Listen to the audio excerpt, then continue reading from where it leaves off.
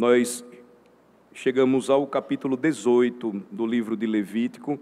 Abramos juntos a palavra de Deus. Levítico capítulo 18. O que vimos no capítulo 17 nos ofereceu lições importantes a respeito de como o Senhor estabeleceu um livro, e neste livro códigos foram dados, mandamentos específicos foram dados sobre como o povo deveria adorar ao Senhor e se preparar já no deserto, antes de entrar na terra da promessa, na terra de Canaã.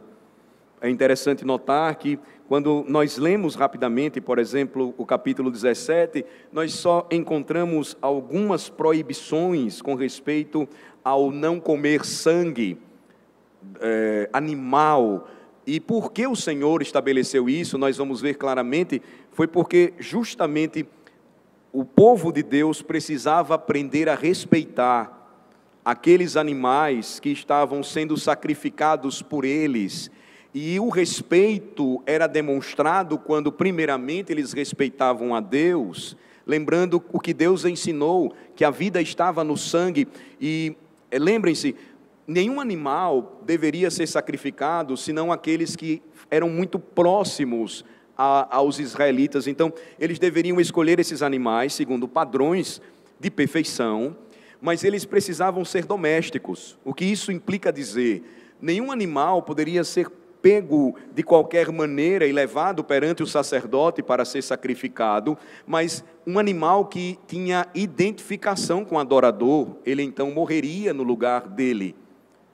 E isso era muito importante. Imagine você criar um animal e você se apegar a ele, e depois de um tempo, na idade certa, você então levá-lo perante o sacerdote, e diante do sacerdote, olhando nos olhos daquele animal inocente, você degolá-lo, cortar o seu pescoço, ver a sua vida esvair enquanto o sangue derramava.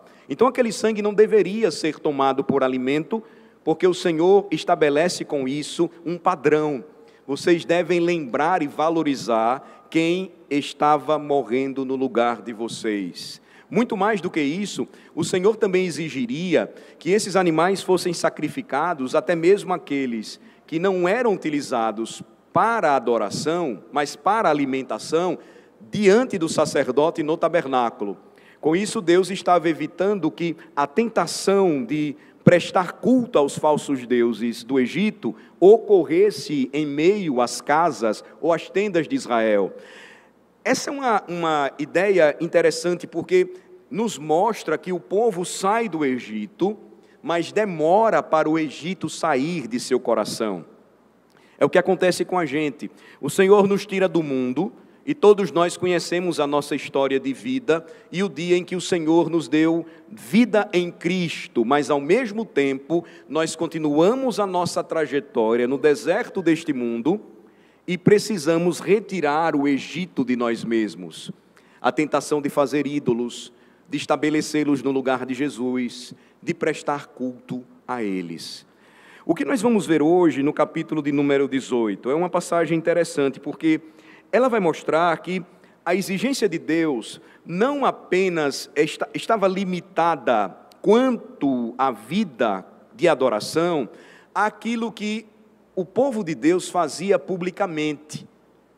Por exemplo, Deus não exigia apenas santidade do povo quando estivesse publicamente adorando a Deus ou vivendo o seu dia a dia, mas também, de forma particular, Deus exigiria de seu povo santidade. Por que isso é importante? Nós vamos ver hoje no capítulo 18, que trata da ética relacionada à sexualidade do povo de Deus, e como Deus se preocupou com isso, e ainda hoje se preocupa. É muito comum em nossos dias nós encontrarmos pessoas importantes, reconhecidas na sociedade ocidental, brasileira, por exemplo, que se apresenta então como evangélica. E aí você vai ver vários casos. Eu lembro de um caso em específico, de uma atriz de filmes pornôs que depois se apresentou como cristã, mas ela continuou fazendo filmes pornôs. E aí, quando ela foi questionada sobre essa prática, ela disse: o que eu faço na minha vida particular não me atrapalha na minha vida pública ou na minha vida comunitária enquanto cristã. Ou seja, Deus não tem nada a ver com isso. Eu me tornei cristã, mas eu posso continuar a fazer essas coisas. Isso não vai mudar em nada a minha fé. Levítico 18 vai nos mostrar que Deus, então, tinha uma preocupação com esse tipo de comportamento ou postura que ainda hoje é tentador para nós. E nós vamos então traçar isso de uma forma bem simples. Eu não quero me delongar no sentido de analisar a passagem, por assim dizer, mas vou fazer, como sempre, aquela leitura já resumida e explicativa, para que a gente então procure extrair as lições doutrinárias e práticas sobre o capítulo 18.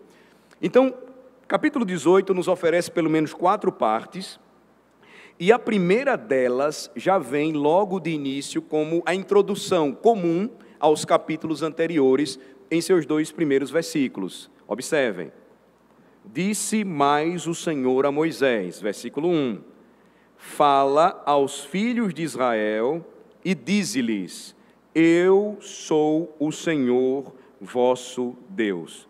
Então a primeira parte, ela vem logo nos 2 primeiros versículos, como eu disse.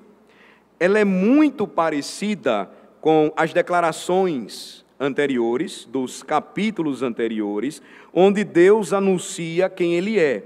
Observem: fala aos filhos de Israel e dize-lhes: eu sou o Senhor vosso Deus.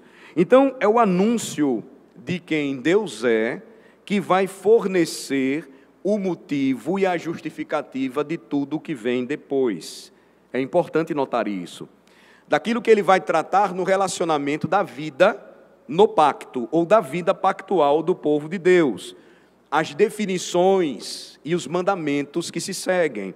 Então, os 2 primeiros versículos nos dão essa apresentação e nos levam para a segunda parte, versículos 3 e 5. Não fareis segundo as obras da terra do Egito, em que habitastes, nem fareis segundo as obras da terra de Canaã, para a qual eu vos levo, nem andareis nos seus estatutos. Fareis segundo os meus juízos e os meus estatutos guardareis, para andardes neles. Eu sou o Senhor vosso Deus. Portanto, os meus estatutos e os meus juízos guardareis, cumprindo-os, o homem viverá por eles. Eu sou o Senhor. Aqui você tem uma declaração clara da parte de Deus, de que o seu povo não deve viver como os povos de Canaã, no que diz respeito à sua imoralidade sexual.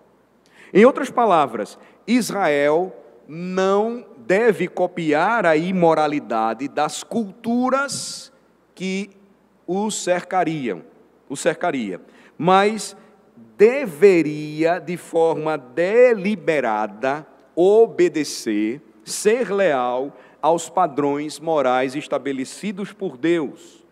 O Deus que se apresentou nos 2 primeiros versículos. Lembrem-se, quem está falando tudo isso para vocês é o Senhor, o Deus de vocês. Isso traz consigo um peso muito grande, irmãos, porque o que Deus repete com essas palavras é o seguinte: lembrem-se quem libertou vocês, lembrem-se quem os salvou para a sua glória, lembrem-se quem agora está preservando o seu caminhar neste deserto, alimentando, dando água, dando habitação, fazendo morada no meio de vocês, não os deixando. Então os versículos 3 a 5 afirmam o que Deus claramente disse a Israel: você não pode ser como um menino. Meninos normalmente fazem isso quando recebem ordens do pai, né? e eles querem fazer alguma coisa que o pai diz para não fazer. O que é que o menino faz? Porque ele precisa de instrução. Mas pai, todo mundo faz isso. O que o Senhor está dizendo é justamente o seguinte: você, Israel, meu povo, não pode vir com esse argumento para mim. E Deus então se dirige a Israel, por assim dizer: eu sei, meu filho, que todo mundo faz isso, mas você não deve viver da forma que eles vivem. Você não deve fazer o que eles fazem. Você não pode viver da maneira que eles estão vivendo. Então, nesta sessão, nós temos essa declaração muito explícita da parte de Deus, que nos ajuda a interpretar o que vem depois. O que vem depois, em terceiro lugar, é a parte mais longa, a terceira parte do capítulo 18, do versículo 6 ao 23. Aqui você vai ter um catálogo dos pecados sexuais proibidos ao povo de Deus, embora fossem comumente praticados pelas culturas dos povos que habitavam em Canaã. Observem. Verso 6: nenhum homem se chegará a qualquer parenta da sua carne para lhe descobrir a nudez. Eu sou o Senhor. Descobrir a nudez aqui é ter relacionamento sexual. Não descobrirás, versículo 7, a nudez de teu pai e de tua mãe. Ela é tua mãe. Não lhe descobrirás a nudez. Veja aqui o princípio da criação do homem e da mulher, juntos serem uma só carne. Descobrir a nudez da mãe, ou seja, cometer incesto, tendo relacionamento com a mãe, era como se estivesse tendo com o pai, porque o casal está unido pelo relacionamento sexual. Versículo 8: não descobrirás a nudez da mulher de teu pai, é nudez de teu pai. A nudez da tua irmã, filha de teu pai ou filha de tua mãe, nascida em casa ou fora de casa, a sua nudez não descobrirás. A nudez da filha do teu filho ou da filha de tua filha, a sua nudez não descobrirás, porque é a tua nudez. Não descobrirás a nudez da filha da mulher de teu pai, gerada de teu pai, ela é tua irmã. A nudez da irmã do teu pai não descobrirás, ela é parenta de teu pai. A nudez da irmã de tua mãe não descobrirás, pois ela é parenta de tua mãe. A nudez do irmão de teu pai não descobrirás, não te chegarás à sua mulher, ela é tua tia. A nudez de tua nora não descobrirás, ela é mulher de teu filho, não lhe descobrirás a nudez. A nudez da mulher de teu irmão não descobrirás, é a nudez de teu irmão. A nudez de uma mulher e de sua filha não descobrirás. Não tomarás a filha de seu filho, nem a filha de sua filha, para lhe descobrir a nudez. Parentes são, maldade é. E não tomarás com tua mulher outra, de sorte que lhe seja rival, descobrindo a sua nudez com ela durante sua vida. Não te chegarás à mulher para lhe descobrir a nudez durante a sua menstruação. Não te deitarás com a mulher de teu próximo para te contaminares com ela. E da tua descendência não darás nenhum para dedicar-se a Moloque, nem profanarás o nome de teu Deus. Eu sou o Senhor. Com homem não te deitarás, como se fosse mulher, é abominação. Não te deitarás com animal, para te contaminares com ele.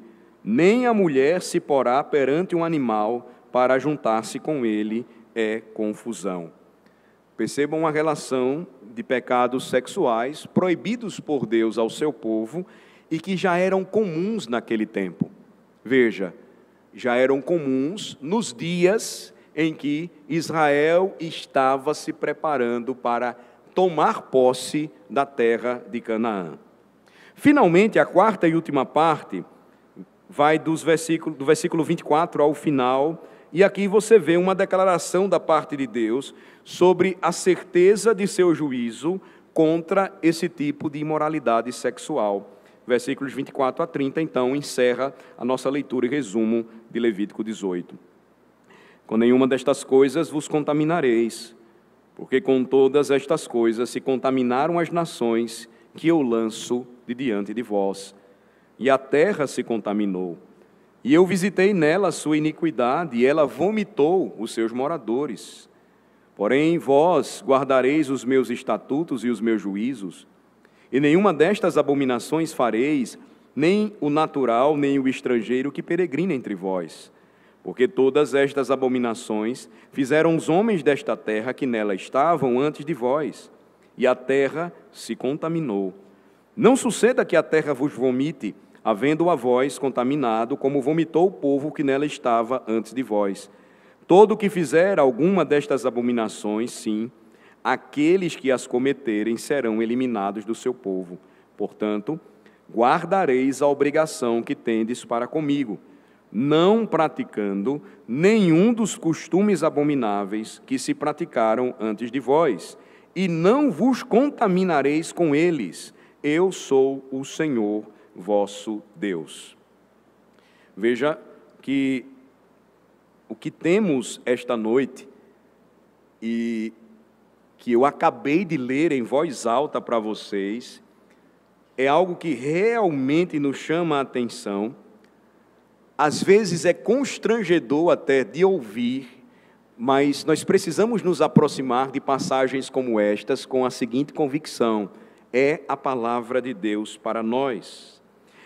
Existe algo importante que nós podemos aprender para a nossa instrução, para o nosso crescimento na graça e para aprender também a viver uma vida de santidade. Então, eu gostaria de tratar com os irmãos nesta noite, pelo menos, quatro apontamentos ou verdades com base em Levítico 18, que podem nos ajudar e nos orientar no tocante à doutrina da ética cristã, ensinada na Bíblia, que está relacionada à nossa sexualidade. Lembre-se, a palavra ética quer dizer o modo correto de se viver neste mundo. E o sexo é um dom de Deus dado ao homem. A sexualidade humana é um presente de Deus, mas lembrem-se, Satanás, ele sempre vai atacar e tomar aquilo que é bom com a finalidade de perverter. Ele vai pegar algo bom e vai torná-lo perverso. Notem que a sexualidade está aqui presente, mas o mau uso dela também pelos povos de Canaã, quando estava praticando aquilo que o Senhor diz, traria juízo para a terra de Canaã, e o Senhor vai usar uma expressão muito forte: os homens seriam vomitados da terra. A ideia de que o Senhor iria vomitá-los. Essa é a mesma linguagem que o Senhor usa com uma das 7 igrejas da Ásia, por conta da sua postura leniente com respeito a este assunto. Ele disse: eu estou prestes a vomitar você da minha boca. Então vamos tentar aqui tratar essa passagem, levantando esses pontos aqui, que são importantes para a nossa aprendizagem. Veja que nos versículos 1 e 2, Deus vai nos dar uma motivação absoluta para o comportamento ético do seu povo. Na introdução, do capítulo 18. Porque o povo de Deus era propriedade exclusiva dele. E esta motivação absoluta para o comportamento deles não teria aplicações práticas apenas na antiga aliança, mas nós vamos ver, poderia e deveria ser tomada na nova aliança, no tempo em que nós estamos vivendo. Então, todos aqueles que confiassem em Jesus Cristo, quer fossem judeus, escravos, gregos ou livres, homens ou mulheres, de todas as tribos, línguas, povos, raças ou nações, deveriam ser motivados com base nos padrões de Deus para uma vida ética no campo da sexualidade que agradasse ao Senhor. Então, veja que o argumento dos versículos 1 e 2, de que o povo de Deus deveria viver dessa maneira, seria porque eles serviam ao Senhor de toda a terra. Veja o que Deus diz no versículo de número 2. Eu sou o Senhor vosso Deus. Então, essa seria a maior motivação. A Bíblia, na verdade, nos dá muitas motivações legítimas para explicar o que fazemos e por que fazemos. Por exemplo, você já deve ter ouvido alguém dizer que uma das coisas que mais o motiva, ou você já deve ter dito isso, é o seu sentimento de gratidão a Cristo pelo que Ele fez por você. Esta é uma motivação legítima. Nós vamos encontrar essa verdade em praticamente todo o Novo Testamento, e eu diria que é praticamente impossível para um cristão tirar de seu coração ou de sua alma esse motivo de gratidão, porque sem ele não terá ânimo para a vida cristã. Se ele não viver com o coração agradecido, ele não conseguirá experimentar a boa, perfeita e agradável vontade de Deus para a sua vida.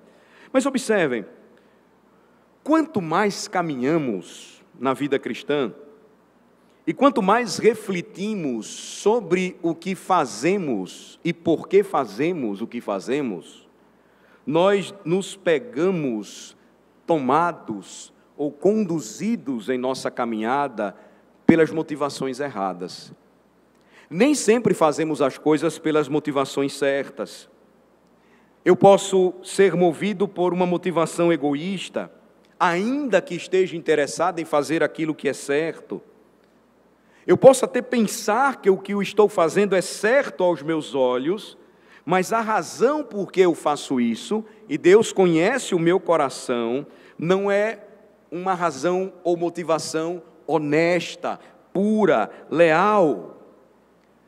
Por isso que Deus, Ele fala aqui, irmãos, antes de apresentar os motivos, as razões que deveriam mover o coração do povo, o que deveria direcioná-los da forma certa. Ele diz, olha, eu estou entregando esses mandamentos para vocês, porque eu sou o Deus de vocês. Vocês sabem do meu amor por vocês, do que eu fiz por vocês, do meu desejo de habitar no meio de vocês, e eu então estou entregando esses mandamentos, e vocês precisam confiar em mim. Isso nos conduz à primeira verdade que eu gostaria de destacar aqui, nesta noite. A motivação de Deus para uma boa ética cristã no meio do povo de Deus é o que nós encontramos nos 2 primeiros versículos. Deus diz, vivam desse modo, comportem-se dessa maneira, porque eu sou o Deus de vocês. Eu sou o Senhor vosso Deus. Veja, é uma motivação muito óbvia para explicar por que fazemos isso. Porque obedecemos, porque amamos a palavra de Deus, porque obedecemos a direção que Deus nos dá pela palavra de Deus, que é o sentimento de ações de graças, de gratidão. Se nós pararmos para pensar nisso, nós vamos começar a considerar, e muita coisa aqui nós podemos dizer juntos, ou seja, de que somos gratos a Deus por conta de sua misericórdia para conosco, de que nós somos gratos a Deus pelo que Cristo tem feito por nós. E de fato, irmãos, nós podemos ser motivados pela compreensão da graça do Senhor Jesus Cristo em nosso favor, e Jesus deixa claro para nós que aqueles que receberam misericórdia da parte de Deus serão misericordiosos. Vocês lembram das bem-aventuranças? Bem-aventurados os misericordiosos, porque também serão misericordiosos, eles manifestarão misericórdia. E assim, é a graça divina que nos motiva a sermos graciosos. É o amor divino que nos motiva a sermos amorosos uns para com os outros. É a misericórdia de Deus que nos motiva a sermos misericordiosos. Mas lembrem-se, uma das motivações que por vezes aprendemos desde cedo não é esta. Você deve lembrar quando pequeno, e as crianças que estão aqui vão saber muito bem o que eu estou dizendo a respeito desta primeira e grande motivação que aprendemos logo cedo.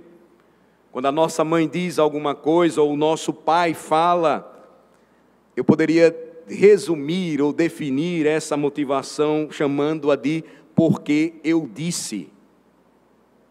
Você deve lembrar de sua mãe, por exemplo, mandando você levar o lixo lá fora. Ou desça do apartamento e vai levar o lixo, e você então diz, bem, por que eu preciso levar o lixo agora? E a sua mãe diz, porque eu estou dizendo para fazer. Eu estou mandando fazer. Às vezes a gente esquece dessa motivação, que é a primeira e grande motivação que o Senhor nos diz aqui. É o que Ele está falando, observem, fundamentalmente para os filhos de Israel. A razão por que vocês devem viver desta forma é porque eu sou o Deus de vocês. E porque eu sou o Deus de vocês, eu estou dizendo para vocês fazerem isso. Quantas vezes a gente já não ouviu, né? Mas pai, por que eu devo fazer isso? E o nosso pai dizia, porque eu sou o seu pai. E aí você dizia, bom, ele é meu pai, então eu devo fazer o que ele está mandando. Deus então está aqui dizendo algo importante para nós. Ele está falando de uma motivação objetiva que às vezes a gente esquece. Isso provoca em nós um tipo de atitude que vai nos levar a não fazer aquilo que é certo, porque Deus nos manda fazer, mas a fazer aquilo que achamos ser certo, porque nós queremos fazer. Existe uma grande diferença entre as duas coisas. Existe um homem que ele criou uma religião nova, no início deste século, século 21, chamado Fort Vox. O Vox, ele chamou a sua nova religião de universismo. E ele passou então a tentar atrair, seduzir gente de todas as expressões religiosas, deístas, ateus, gnósticos, livres pensadores, todos os que quisessem se unir em torno da noção defendida por Vox, que era a seguinte: não existe nenhuma verdade religiosa universal. Para ele, o significado da existência deve ser determinado por cada um. E aí uma das coisas interessantes que ele escreveu foi o seguinte, abre aspas, não queremos fazer o que é certo, porque algum Deus nos disse para fazer o que é certo. Queremos fazer o que é certo, conclui Vox, porque sentimos que é certo. Fecha aspas. Agora, me permita dizer uma coisa nesta noite. Quando Deus nos deu a sua palavra, Ele não queria que fizéssemos aquilo que é certo, porque simplesmente deveríamos sentir que era certo e então deveríamos fazer tal coisa. Veja que se nós seguirmos esse caminho, nós vamos cometer um problema. Aquilo que eu acho ser certo, pode não ser certo para uma pessoa, e aquilo que essa pessoa acha ser certo, pode não ser certo para outra pessoa. Não existe um parâmetro, uma motivação objetiva. Cada um vai fazendo aquilo que acha ser melhor. Parece algo semelhante ao tempo dos juízes. Mas quando você tem uma motivação objetiva, e é o que Deus nos oferece na Bíblia, tudo muda. Veja, é exatamente o que Deus está dizendo aqui para o seu povo, que é o contrário do que Satanás ainda usa para seduzir as nações. Deus disse a Israel, deixe-me dizer, desde o início, o seguinte para vocês. É por isso que você, Israel, vai fazer o que eu vou lhe dizer para fazer. É porque eu sou Deus, o Supremo Senhor. E porque eu estou dizendo isso, você vai fazer o que eu estou mandando você fazer. Como pais, às vezes nós falhamos simplesmente por conta de um mandamento tão claro e objetivo, né? Não fazemos uso da nossa autoridade. Aí você pega um menino de 3 anos e diz, senta aqui, o que é que você quer? Você quer comer o que hoje? E aí começa a confusão. Desde cedo, existem mandamentos objetivos que são necessários para que o filho vá aprendendo a direção que o seu pai ou a sua mãe está dando com o objetivo de ensiná-lo a viver e a caminhar bem. Ensina a criança no caminho que deve andar, diz Provérbios, não é o caminho do pai, não. É o caminho que ele deverá traçar em sua vida quando amadurecer. Quem vai objetivamente apontar para ele o caminho? O pai, a mãe, segundo a palavra de Deus. Se ele não fizer isso, outro vai apresentar o caminho para o filho. Agora perceba como isso é interessante, porque no final desse argumento, não existe uma contra-resposta. Vocês já perceberam? Deus diz, porque eu sou Deus, e é isso. A discussão está encerrada. Porque eu sou Deus, é por isso que vocês viverão assim, porque eu sou o Senhor seu Deus. Aprendam a confiar no que eu estou ordenando para vocês. Esta é a primeira e grande lição desta verdade aqui que eu destaco para nós nesta noite. A motivação de Deus para a vida cristã é esta: nós vivemos como vivemos, porque Cristo é o nosso Senhor, ponto. Eu não devo questionar a palavra dEle, eu não devo questionar os seus mandamentos, eu devo procurar entendê-los, meditar sobre eles, refletir sobre eles e obedecer. Seria mais fácil se simplesmente nós agíssemos como aprendemos a agir no dia que os nossos pais disseram, faça porque eu estou mandando fazer. Nem sempre a explicação é clara, mas você sabe, é uma ordem e eu devo cumprir, e assim eu vou aprender. Número 2, com base nisso, o Senhor vai então ensinar nos versículos 3 a 5, que por meio da nossa vida, nós então demonstramos a nossa lealdade a Deus. É o que ele estava ensinando a Israel. Ele estava dizendo o seguinte, olha, é a nossa vida que revela a nossa lealdade a Deus, ou ao Senhor. Observem a ênfase que é dada aqui, e observem, em vez apenas de as nossas palavras, as nossas reivindicações, ou as nossas profissões, Deus vai lembrar que é por meio da nossa vida que nós mostramos a nossa lealdade a Ele. Olhe novamente os versículos 3 a 5, por favor. Obedeça aos meus mandamentos, diz o Senhor. Ele vai dizer, olha, não fareis segundo as obras da terra do Egito em que habitastes, nem fareis segundo as obras da terra de Canaã, para a qual eu vos levo, nem andareis nos seus estatutos. É o que está em jogo aqui. Fareis segundo os meus juízos e os meus estatutos guardareis, para andardes neles. Eu sou o Senhor vosso Deus. Portanto, os meus estatutos e os meus juízos guardareis, cumprindo-os. O homem viverá por eles. Eu sou o Senhor. O Senhor lembra sempre com essas afirmações. É como se o Senhor dissesse assim, mesmo quando você for contra a cultura dos cananitas, obedeça meus mandamentos. Mesmo quando você estiver fora de sintonia com as culturas que eles vivem, mesmo quando você estiver enfrentando esse dilema, seja obediente aos meus mandamentos e confie em mim. Isso é o que realmente mostra, de fato, que vocês me amam. É o que o Senhor está dizendo. Isso é o que mostra quem verdadeiramente é leal a mim. O Senhor não estava apenas querendo da parte do seu povo uma profissão de fé com os lábios, mas eles deveriam mostrar o seu amor, a sua devoção ao seu Senhor, através da sua lealdade. Em outras palavras, é através da maneira que vocês vivem, que vocês vão demonstrar se estão comigo. Esta será a evidência, a manifestação de que vocês, de fato, são o meu povo do pacto.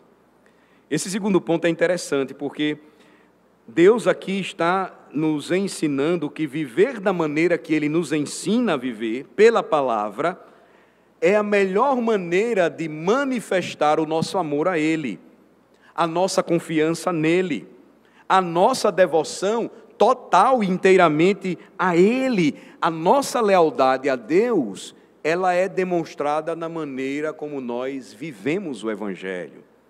Veja que esse não é o caminho, por assim dizer, da salvação. Deus não estava dizendo isso. Façam essas coisas para serem salvos, senão vocês vão para o inferno. A questão não é essa. Mas ele estava mostrando que agora que vocês foram salvos por mim, manifestem essa salvação pela graça, confiando em mim e me obedecendo, fazendo o que eu estou mandando vocês fazerem. Então, a maneira como nós mostramos que fomos salvos pela graça, hoje, não é diferente do passado. A maneira como nós demonstramos que pertencemos a Deus em Cristo, que nós mostramos que amamos a Deus de todo o nosso coração, é vivendo o que Ele diz em Sua Santa Palavra. Esse é o caminhar do crente, e essa é a grande dificuldade que nós enfrentamos, ou desafio que enfrentamos todos os dias.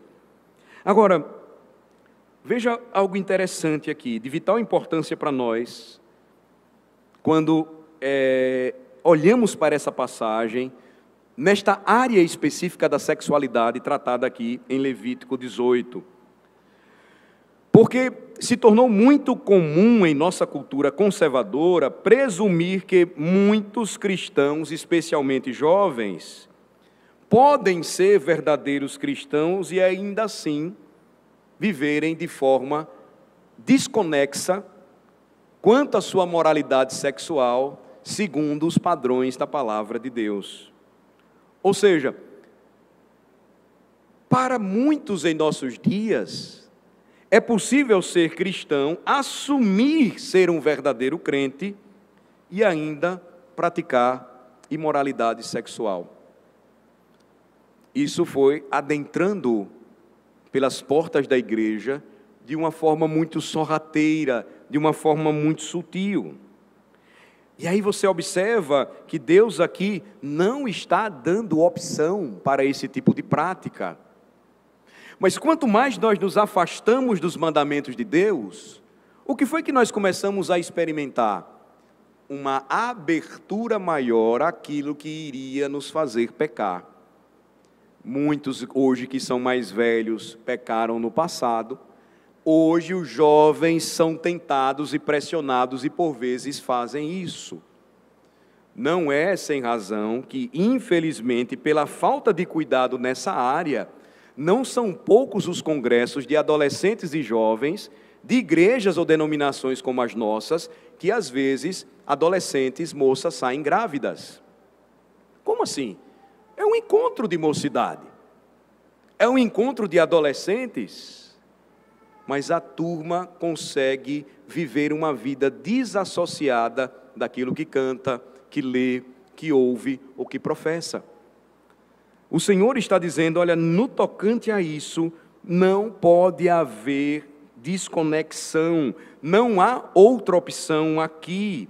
Vocês vão demonstrar que são meus pela maneira como vocês vivem. Então a questão não é que uma pessoa tenha que ser perfeita para ser cristã, nós sabemos disso. Como povo de Deus, nós vamos lidar e lutar contra pecados que são comuns, inclusive na área da sexualidade, durante a nossa peregrinação. O problema é quando falsos conceitos permitem uma abertura semelhante ao que nós estamos vendo hoje. A questão não é que não haja perdão para os pecados, mas que a Bíblia, tanto o Antigo como o Novo Testamento, Moisés a Paulo, não permite que nós criemos uma terceira categoria de crentes. O crente que vive em flagrante e impenitente desafio à vontade de Deus. Uma coisa é lutar contra o pecado, outra coisa é viver deliberadamente nele. Não existe o pagão, o bom cristão e o cristão que vive em flagrante desafio à vontade de Deus. O Senhor está mostrando que isso não existe na Bíblia. E o que é que isso significa?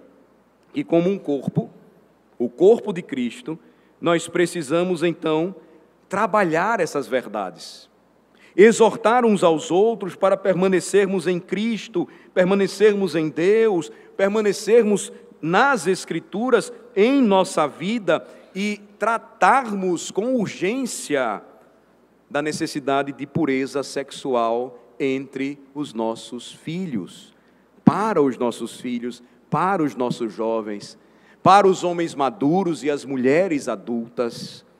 Veja, se a gente não cuidar disso, irmãos, e a pressão é tão grande, até mesmo os mais velhos estão sendo envolvidos com essa ideia da fórmula ou da fonte da juventude que as redes sociais passam. Nós estamos vendo pessoas mais velhas se comportando como se fossem jovens e da pior forma possível. O Senhor então diz, olha, não tem como fazer concessão nessa área. Nós precisamos observar o que diz a palavra de Deus e ter muito cuidado quanto a isso. É possível que muitos dos nossos jovens, hoje, estejam envolvidos em algum tipo de imoralidade sexual, mas também é possível que homens mais velhos, mulheres também, e até pessoas idosas, estejam com problemas nessa área. Deveria ser assim? A Bíblia diz não. Deveríamos nos preocupar com isso? A Bíblia diz sim, porque nós somos o povo do livro. E nós devemos observar o que a Escritura nos diz. Isso nos conduz à terceira consideração. Deus vai nos lembrar, nos versículos 6 a 23, que a pureza sexual faz parte da vida com Deus. Pureza sexual faz parte do viver para a glória de Deus. Veja, essa é uma sessão, irmãos, a terceira sessão do capítulo 18, de 6 a 23, brutalmente honesta, direta, mais direto do que isso, impossível. Observe como Deus deixa claro que a pureza sexual faz parte do viver para Ele, faz parte da vida com Deus, faz parte do ser um crente na palavra e que depende do único Deus vivo e verdadeiro. Observe mais uma vez, eu não vou ler novamente, vocês conhecem essa passagem, vocês podem ler novamente depois com cuidado, mas neste catálogo dado por Deus de proibições, você vai notar que toda forma de fornicação e adultério é proibida. Toda forma de incesto é proibida. Toda forma de homossexualidade é proibida. Bestialidade, a relação de pessoas com animais, também é proibida. E mais, em Canaã acontecia o sacrifício de crianças em prol de ritos de fertilidade. Era muito comum em Canaã. Deus também proíbe isso. Lembrem-se, diz aí no versículo 21, e da tua descendência não darás nenhum para dedicar-se a Moloque, nem profanarás o nome de teu Deus, eu sou o Senhor. Todas estas diversas imoralidades sexuais, comportamentos sexuais imorais, foram condenados por Deus. Às vezes a gente pensa assim, bom, essas coisas estão aparecendo agora e elas são tão assustadoras. Elas existem desde que o homem caiu, desde que o homem se rebelou contra Deus. As práticas dos povos de Canaã eram semelhantes àquelas que hoje trarão juízo para o Ocidente, porque abandonou a palavra de Deus. Você já tem todo esse tipo de prática naqueles dias, e o Senhor diz ao seu povo, vocês não devem imitá-los. Nós vivemos tanto tempo e vemos o que vem acontecendo com a nossa sociedade. Em um mundo que tenta separar a vida privada da vida pública, evitando que tudo isso seja igual, é o que nós aprendemos. O Ocidente hoje diz que eu posso ser um cidadão perfeitamente produtivo no mundo, publicamente falando, e eu posso, no meu mundo privado, viver da maneira como eu quero.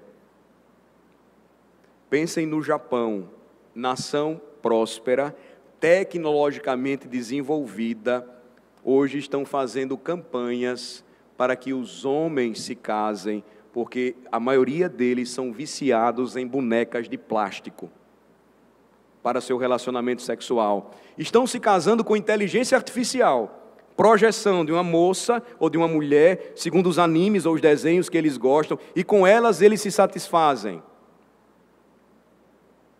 Observem como aquilo que acontece na vida pública para o Ocidente, o que se diz, não necessariamente deve ser o que vivemos na vida particular. Agora perceba como é interessante a forma como Deus enxerga a vida do homem. Ele chega para o seu povo e diz: não deverá ser assim com vocês, meus filhos. Vocês estão integrados, vocês estão inteiros, vocês são iguais por dentro e por fora. Então, o que vocês vivem publicamente deve ser o que vocês vivem em suas vidas particulares. Observem também o seguinte, que essas proibições, elas ocorrem em outras passagens da Bíblia, e alguns críticos, eles vão, por exemplo, atacar o livro de Provérbios, dizendo que Provérbios parece culpar as mulheres pela imoralidade no mundo. Muitos acusam o livro de Provérbios por conta da linguagem que ele usa, personificando a sabedoria e a loucura em duas mulheres. Uma oferece vida, outra oferece morte pela sedução. E aí as pessoas dizem, está vendo como a Bíblia é machista? Quando fala de imoralidade sexual, coloca a culpa apenas no sexo feminino. Observe Levítico 18 e note onde a exortação é colocada nesta passagem. Consistentemente ela é colocada para os homens. Você não deve fazer isso, você não deve fazer isso, você não deve fazer isso contra as mulheres. Veja, existe uma proibição clara contra a bestialidade e contra a homossexualidade, de fato, mas a maior parte dos pecados que deveriam ser evitados são proibidos porque seriam crimes de homens contra suas mulheres e as mulheres do seu próximo. Em situações em que os homens poderiam usar indevidamente do seu poder para abusá-las. A Bíblia não é machista. A Bíblia, ela chama os homens à responsabilidade. Veja, é interessante que Deus diz, no meu povo isso não vai acontecer, nem com as meninas, nem com as mulheres, nem com as crianças. Vocês, como homens, precisam ser responsáveis e não fazer o que os povos de Canaã fazem. Eles abusavam dos garotos para ingressá-los na homossexualidade. Eles abusavam das mulheres de diversas maneiras. Eles matavam os seus filhos, queimando-os nas mãos do falso deus Moloque. Deus chama a responsabilidade daqueles que sempre serão responsáveis perante Ele por suas famílias. Agora, vocês pensam que isso é diferente? No sertão do nosso Nordeste ainda é muito comum, nas tribos indígenas também. Pais que geram filhos em suas filhas, avós que geram filhos em suas netas, continuam sendo perversos e abusando daquelas que deveriam ser protegidas e amadas por eles. Muitas vezes, trabalhamos com cristãos que foram prejudicados na sua própria capacidade de apreciar a glória da bondade do Pai Celestial, por causa da experiência de um pai terreno, ou de um marido terreno, que não manifestou a glória e a bondade do Pai Celestial. E aí observe como é interessante o que Deus está dizendo, não poderá ser assim com os homens do meu povo. Eles não vão imitar as culturas de Canaã, eles vão seguir a minha cultura, o estilo de vida que eu estou estabelecendo, a ética ou padrão moral tem que ser aquele que vem ou emana da minha lei. Na minha cultura, disse o Senhor, os homens agirão com cuidado em relação às mulheres, vão tratá-las com dignidade, como aquelas que foram feitas também à imagem e semelhança de Deus, não vão usá-las como objetos de sua gratificação. O que é que os homens fazem? Quando eles se afastam da lei de Deus, eles vão agir dessa maneira. Não são poucos os casos, às vezes, em que tratamos de mulheres que são abusadas simplesmente porque os homens usam a Bíblia para distorcer a sua função, o seu papel. E eles dizem, o seu corpo é meu. Mas ao mesmo tempo a Bíblia diz, e o seu também é da sua esposa. Mas como é que você tem feito isso? De que maneira? Para a glória de Deus ou para a sua maldade e gratificação perversa?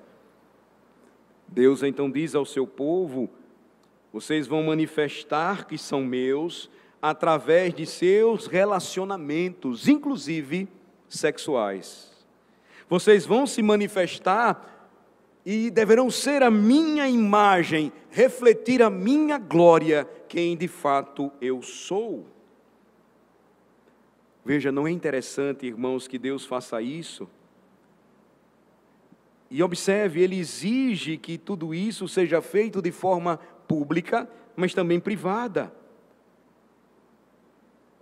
O servo de Deus, então, precisava ser alguém íntegro, piedoso e justo, não somente para as pessoas lá fora, mas para sua esposa e seus filhos em casa.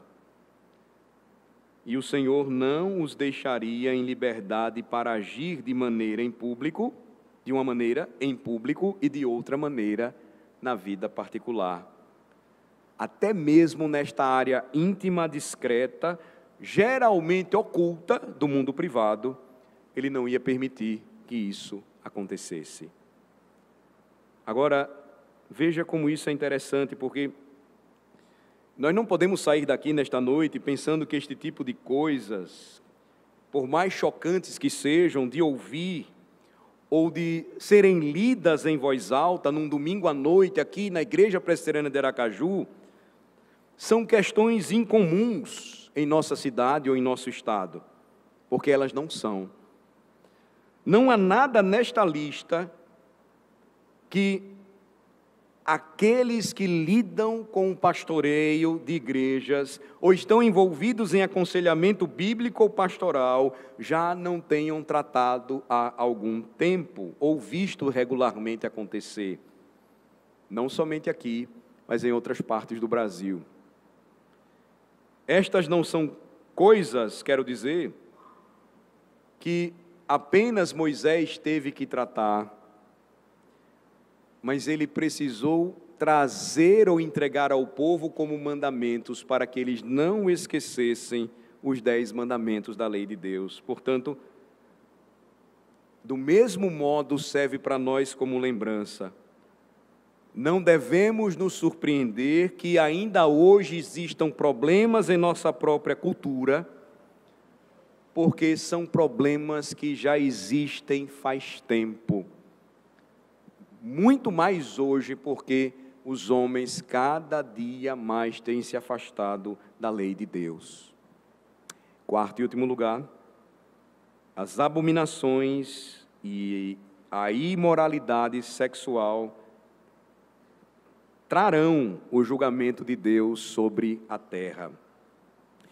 Finalizando, eu gostaria de chamar a atenção dos irmãos para algo que o Senhor deixa claro aqui, como resultado desse tipo de participação dos povos de Canaã, nessas abominações sexuais, nessas imoralidades. Deus então disse que iria trazer julgamento, a partir do versículo de número 24. Ele diz, com nenhuma destas coisas vos contaminareis, porque com todas estas coisas se contaminaram as nações que eu lanço de diante de vós, e a terra se contaminou, e eu visitei nela a sua iniquidade, e ela vomitou seus moradores. Num certo nível, Moisés está explicando aqui o que Israel deveria fazer quando tomasse a terra da promessa. Eu não sei se isso aconteceu com você na primeira vez que você leu a Bíblia. Aconteceu comigo anos atrás. Eu lutei com isso, porque à medida que eu lia, eu me perguntava, mas como é possível Deus enviar o seu povo para exterminar outros povos? Populações inteiras que ocupavam a terra de Canaã, muito antes de Israel chegar por lá. Como Deus pôde fazer isso? Como isso está certo? Veja que Moisés está hoje explicando isso para você. O pecado praticado pelos povos que habitavam em Canaã se tornou tão repugnante aos olhos de Deus que ele, por assim dizer, ordenou que fosse feito o mesmo que ocorreu nos dias de Noé, porque os homens se tornaram maus. Notem, ainda que em nossa reflexão ou mentalidade ocidental, cheia de cuidados, ou de uma visão humanística distante da palavra de Deus, considere tudo isso horrível.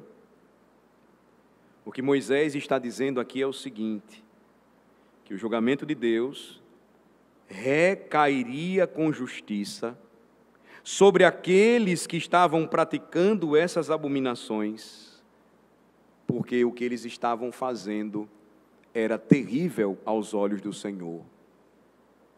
Eles estavam abusando de mulheres, abusando de crianças, meninas e rapazes, estavam mantendo um relacionamento sexual com animais, estavam praticando aborto, que é assassinato, ainda hoje é assassinato. A forma do aborto aqui era diferente. Não matavam no ventre, mas sacrificavam crianças após nascerem, para que houvesse fertilidade e bênção sobre a terra. E não é surpreendente, irmãos, que se traçarmos uma linha na história das civilizações,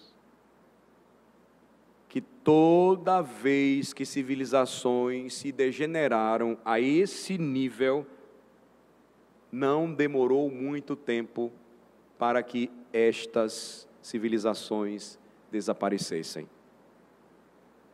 O que vemos hoje em nossa própria cultura, é o que está acontecendo na Europa, em outras partes do mundo, e tristemente acontecerá no Brasil, é que Deus trará juízo sobre a terra por aquilo que os homens têm feito, a prática perversa da sexualidade que os homens têm realizado. O que lemos na liturgia de hoje confirma isso. Paulo lembra em Romanos capítulo 1, que o Senhor não permitirá que seja ridicularizado em seus padrões universais, do que é certo e do que é errado. Isso não muda. É Deus quem diz, é Ele quem o estabeleceu. Eu concluo lembrando que o Senhor Jesus Cristo, Ele mostrou o espírito dessa lei, quando no Sermão da Montanha, os antigos ensinaram de forma distorcida a lei de Deus, em um aspecto dessa área de desobediência à sexualidade ou à ética sexual, o adultério. E os judeus diziam que o adultério só seria cometido quando um homem ele fosse às vias de fato com outra mulher. E Jesus lembra que o espírito da lei é muito mais profundo. Até quando olhamos para uma mulher com intenção impura no coração, nós já deitamos com ela. Foi assim com Davi, tem sido assim com todos aqueles que se envolveram nisso. E isso é motivo para mostrar que não há escapatória para nenhum homem, a não ser que recorra à transformadora graça de Deus em Cristo. Só Cristo pode nos libertar de todos os nossos pecados, inclusive aqueles que enfrentamos na área da sexualidade. Só Cristo, por sua palavra, vai dizer para aqueles que lutam e pensam por um momento que não foram feitos pelo padrão ou segundo o padrão de Deus para viverem a sua sexualidade da forma correta, só Cristo, por sua palavra, pode transformá-los. Libertá-los dessa ideia de que toda forma de amor é possível e aceitável aos olhos de Deus, porque não é. O que o mundo tem dito ao passado é perverso. Universidades estão sorrateiramente ensinando que é possível que um homem mais velho manifeste amor por uma criança na área sexual. Deus diz não, absolutamente não. A sociedade diz que é possível uma forma de amor antinatural. Deus diz não. Ele fez homem e mulher à sua imagem e semelhança, e o seu padrão criacional permanecerá o mesmo, certo e errado, ainda que os homens tentem mudar. Isso trará juízo sobre si mesmos e juízo sobre a terra. Só o Evangelho pode libertar o homem de seus pecados, inclusive transformando a sua maneira de pensar sexualidade. Só o Evangelho pode dar direção aos nossos filhos, não fazendo-os cair na tentação de agir como o mundo age, de fazer como o mundo faz, achando que esse é o caminho possível. Só o Evangelho pode fazer com que nós enxerguemos esse padrão universal, estabelecido por Deus, e fazer com que saiamos daqui dizendo, bom, eu devo seguir isso, porque o Senhor, vosso Deus, nosso Deus, disse que nós devemos seguir isso. Não está na mesa de negociação, nunca estará, pois eu encerro lembrando que até mesmo naquilo que nós pensamos ser intimamente pertencente a nós, Deus diz, é meu. Não seria sem razão que Ele diria para nós, filho meu, dá-me o teu coração. É tudo, tudo, absolutamente. Não é apenas áreas ou partes da nossa vida, mas é absolutamente tudo. Irmãos, que desafio temos para nós? À medida que estudamos Levítico, nós ficamos impactados com tudo que aprendemos. Que desafio temos como pais de criar os nossos filhos da forma correta, pois há esperança para a nossa civilização se nós criarmos filhos neste padrão do Evangelho, que ama o Senhor de todo o coração, que ama o próximo como a si mesmo. Aquele padrão de Timóteo que diz, olhe para as moças e as veja como suas irmãs, olhe para as mulheres e veja como se fossem suas mães, olhe para os homens e os veja como se fossem seus pais.